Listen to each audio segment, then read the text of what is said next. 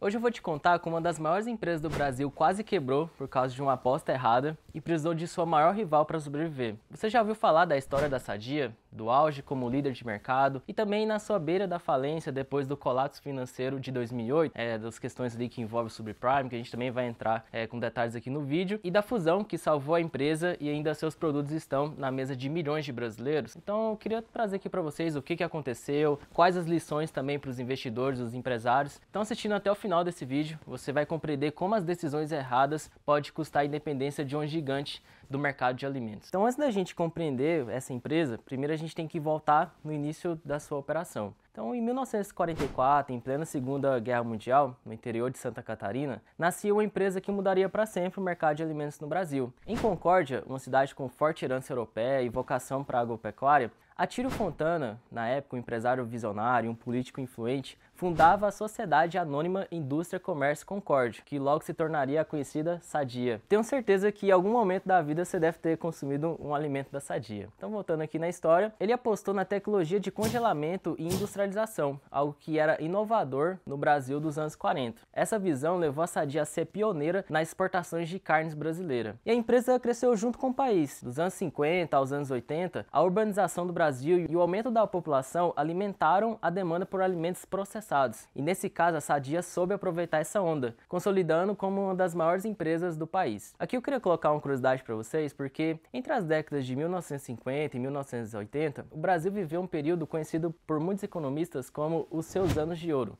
marcada por várias transformações socioeconômicas. Na época, você tinha um processo intenso de urbanização, impulsionado por políticas de industrialização e pela migração em massa do campo para a cidade. Se você está em alguma aula de história, provavelmente você deve ter visto esse conceito, chama êxodo rural, que é quando as pessoas saem dos meios rurais e vai para os meios urbanos. Então isso alterou profundamente os hábitos de consumo da população. Nesse contexto, a população brasileira crescia a taxas elevadas. A média anual na década de 1960, por exemplo, foi superior a 2,8 ao ano. E a população urbana saltou de 36% em 1950 para mais de 55% em 1980. Ou seja, essa urbanização criou uma nova classe média urbana, com maior poder aquisitivo e uma demanda que buscava uma segurança maior alimentar, uma segurança sanitária e também produtos mais industrializados. Uma das partes mais interessantes da Sadia é que, como ela era verticalizada, então assim, o que é uma empresa verticalizada? É aquela que consegue controlar toda a sua produção, desde o início até do cliente final. E aqui era uma vantagem competitiva da empresa, porque quando você estava tendo um êxito rural muito grande, de pessoas saindo da parte urbana e indo para as grandes cidades, você tinha uma demanda reprimida, porque as pessoas buscavam por alimentos frescos, mas também aqueles mais processados. Então a empresa conseguiu também avançar em relação a esses dois tipos de produto, né? E também atender uma demanda crescente. Então esses foram também uns momentos de ouro da companhia. Continuando com esse sucesso, nos anos 90 e também no início dos anos 2000, a Sadia já era sinônimo de qualidade. Eu até queria também trazer uma curiosidade em relação ao mascote Lequetrec, porque foi uma das decisões mais inteligentes da Sadia durante a sessão, que foi investir na criação de um mascote próprio, ainda na década de 1970. Na época, a Sadia entendeu que hoje é algo praticamente um consenso do mercado, que marcas fortes são facilmente lembradas quando associadas a personagens icônicos, que funcionam como símbolos perenes de entidade da empresa. Um dos exemplos interessantes é da Coca-Cola, que ela é sempre lembrada pelo urso polar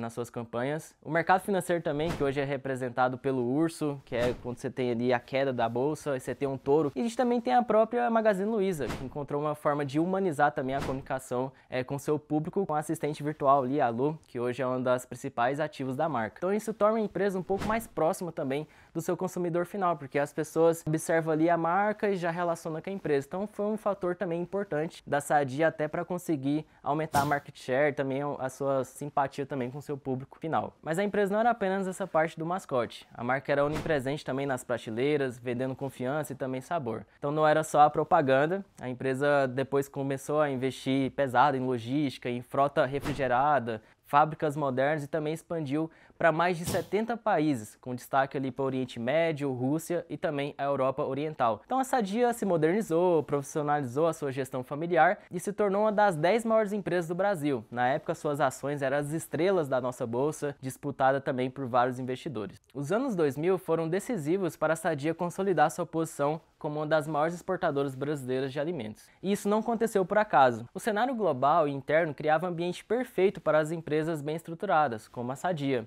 que ganhava escala e também mercado. O sucesso do Plano Real, ainda nos anos 90, havia dado um país uma moeda estável e o mercado também interno mais previsível, com inflação sob controle e também o consumo em alta. E já no governo Lula, a estabilização política e a manutenção do tripé macroeconômico, junto com a ampliação dos programas sociais, aumentaram ainda mais a renda das famílias e, claro, isso impulsionou o consumo doméstico, tanto de alimentos processados, como também de outros produtos na nossa economia doméstica. Mas o grande motor, sem dúvida, foi o boom das commodities. Quem não se lembra, né, do boom das commodities no início dos anos 2000? Isso também foi muito impulsionado pelo apetite da China por proteínas e grãos e fez as exportações brasileiras de alimentos dispararem. Por exemplo, só para a China, as vendas saltaram de 1,3 bilhões em 2001 para mais de 30 bilhões em 2010, um crescimento superior a 1.500% comparando esse período. Para a Sadia, que já investia há anos na sua verticalização da cadeia produtiva e na certificação sanitária de suas plantas e na conquista de mercados exigentes como o Oriente Médio, Europa, foi um dos ventos fortes empurrando as velas, né, se a gente for pegar como analogia. Isso não favoreceu também apenas a Sadia, isso também favoreceu gigantes como a Vale, JBS, Petrobras e, claro, a Sadia também, como a gente tinha falado anteriormente. E como a gente sabe que nem tudo são flores, que se a gente for pegar, nosso país é um país emergente, é um país que tem turbulências econômicas e políticas até de forma interna, em 2008 você começou a ter uma tempestade perfeita. Então o ano de 2008 marcou um divisor de águas para a Sadia, não só para ela, se a gente for lembrar, teve o caso do Lehman Brothers, que em setembro daquele ano desencadeou a maior crise financeira global desde 1929. E isso, de alguma forma, foi contaminando os bancos, as bolsas e também a economia do mundo inteiro. E o Brasil, que até então surfava o boom das commodities, também sentiu o choque. A aversão ao risco fez o capital estrangeiro sair em massa dos mercados emergentes e o dólar disparou de R$ 1,60 para mais de R$ 2,40 em questão de semanas, uma desvalorização cambial superior a 50%. Para uma exportadora como a Sadia, isso deveria ser um sinal de positivo, né? Uma boa notícia. Afinal, a receita em dólares aumentaria em reais e daria fôlego para as margens. Qual que foi o problema? A Sadia vinha há anos utilizando derivativos para se proteger das receitas futuras contra as oscilações cambiais. Isso é uma prática comum entre as exportadoras de grande exposição ao dólar. A diferença é que a Sadia foi muito além da proteção. A sua tesouraria na época, que é um departamento onde faz essas movimentações com derivativo, montou posições altamente alavancadas, especulando que o dólar continuaria caindo em um movimento consistente até meados de 2008. Só que a grande maré virou contra a empresa. A empresa ficou com um passivo descoberto em vários contratos que eram maiores do que sua própria exposição operacional. Então, quando o dólar saltou, em vez de ganhar, a Sadia teve que honrar margens de garantia, e que na época eram muito elevadas, e liquidar essas posições gerariam perdas de forma colossais. Então, só no terceiro trimestre de 2008, por exemplo, a companhia reportou um prejuízo líquido de 2,48 bilhões, valor mais de 10 vezes do que o seu lucro médio anual, que vinha sendo registrado em períodos anteriores. Então, para efeito de comparação, nos 5 anos anteriores, o lucro líquido médio anual delas girava em torno de 200, 250 milhões. Então o impacto foi brutal, porque além do rombo financeiro, a empresa viu seu caixa evaporar rapidamente e sua estrutura de capital simplesmente deteriorar. A confiança dos credores, investidores também foi abalada, derrubando as ações e piorando o acesso a crédito no ambiente que o sistema financeiro mundial já estava pressionado. E aqui eu queria colocar uma observação, porque como a BRF trabalha em um setor que tem margens baixas, trabalha com muito capital de terceiro, como o capital próprio dela, por exemplo, o caixa dela já estava evaporando, ela precisava simplesmente de capital externo para ajudar na estrutura da empresa. Então, como a empresa já estava alavancada, não estava conseguindo ter crédito também, a credibilidade da governança da empresa já estava piorando, ela não conseguiu ter acesso também a esses recursos. Então, esse foi um dos grandes fatores também que contribuiu para que as ações dela caíssem 60% e a dívida líquida dela disparar naquele momento. Então, como eu tinha falado anteriormente, sem liquidez e com as linhas de crédito congeladas pelo mercado e sua credibilidade arruinada após o rombo bilionário com derivativos, a Sadia não tinha mais como se sustentar sozinha. Então o prejuízo de 2008 não foi só financeiro, mas abalou a confiança dos fornecedores, dos bancos, investidores, porque a alavancagem operacional da empresa era muito atípica para um grande exportador industrial e também da agroindústria, né? Então se tornou insustentável sem acesso ao capital. A saída foi estratégia, unir forças com a sua maior rival, a Perdigão, numa operação que até poucos anos antes seria impensável. Então ninguém estava projetando uma fusão desse tamanho. Só que em 2009, com forte apoio do BNDES, nasceu a BRF, a Brasil Foods, resultado da fusão entre as duas gigantes do setor de proteína. A operação cumpria diversos objetivos.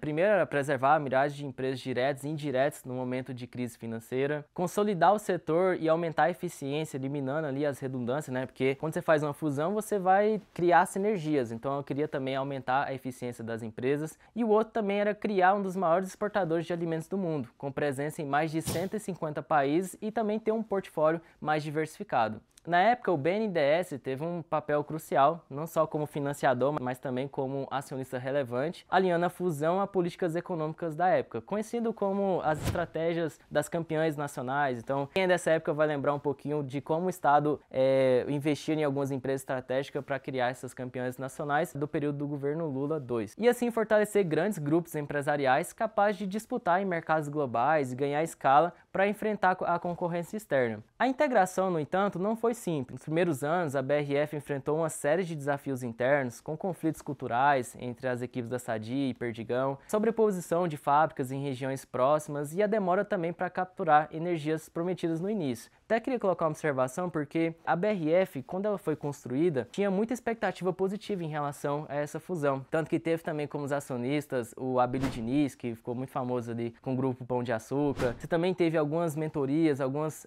consultorias também do Grupo Falcone, que ajudou muito nas sinergias da Ambev, quando teve a união da Brahma junto com a Antártica. Então, assim, existiu vários fatores para que as pessoas acreditassem que seria um grupo que no curto prazo iria dar muito certo. Só que teve vários problemas também internos, então isso dificultou um pouco, tanto que esses obstáculos atrasaram os ganhos de escala e eficiência esperada pelo mercado. Com o tempo, porém, a BRF se firmou como líder global em proteínas e consolidou a marca Sadia como uma das mais valiosas do setor, mas apenas como marca, não como uma empresa independente. A Sadia continuou a ser lembrada pelo consumidor como símbolo de qualidade, também tradição, mas sua gestão e as operações já não fazia parte daquele grupo empresarial no início ali de 1944, né, que foi o Fontana que criou. E no mercado de capitais, essa fusão se tornou emblemática para o setor privado brasileiro. Um exemplo de como crises financeiras e decisões arriscadas pode destruir o valor em curto prazo, mas também de como uma resposta estratégica, ainda que dolorosa, pode preservar aqueles ativos intangíveis e também proteger empregos e transformar uma rivalidade histórica em uma potência global.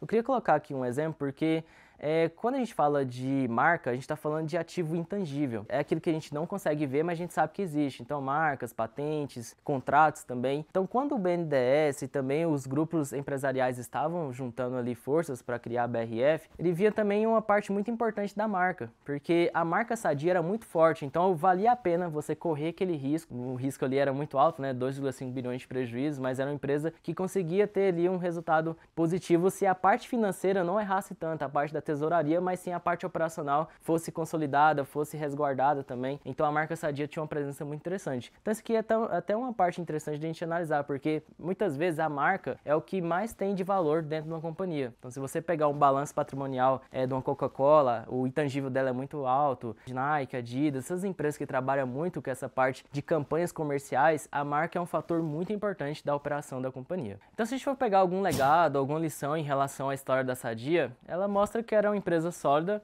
mas ao longo do tempo ela se perdeu depois de ter saído do seu core business, né, que é o seu negócio principal, para especular no mercado financeiro. A Sadia não faliu por falta de produto, mercado ou operação, porque a parte da operação dela era redondinha, era uma empresa que tinha boas margens, também tinha uma boa governança, pelo menos na parte operacional, e ela caiu por ter apostado demais em instrumentos financeiros que não dominava. Então hoje a marca Sadia ainda está presente em milhões de lares brasileiros, mas sua independência ficou para trás junto com um capítulo importante na história corporativa do Brasil. E uma coisa interessante também da gente pensar é que, como eu tinha falado anteriormente, a parte operacional da Sadia era muito lucrativa, era muito rentável, mas a parte financeira, onde você tinha ali a parte dos instrumentos de hedge, também essa parte de derivativo, era onde ela queria alavancar os seus resultados. E esse exemplo a gente também pode colocar muito na parte do mercado financeiro. Eu vejo muitas pessoas no início da sua vida ali de investidores tenta especular no mercado, tenta achar ali a diquinha da vez e, na verdade, isso é uma fórmula para ruína. Então, se você quer investir de verdade, entender as empresas, o fundamento das companhias, saber qual que é as vantagens competitivas de cada empresa para entrar no seu portfólio, eu te convido a conhecer a UVP Escola, onde você vai ter um treinamento que você vai conseguir